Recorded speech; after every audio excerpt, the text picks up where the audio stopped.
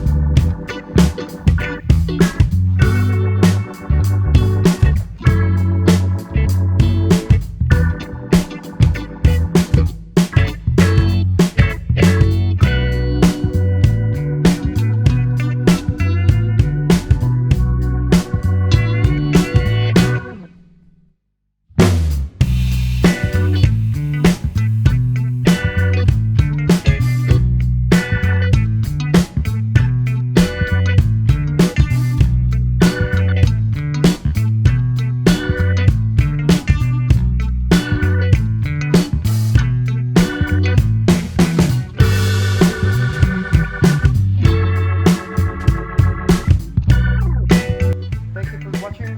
Bye for now. My name is Thomas from Real Estate Medellin.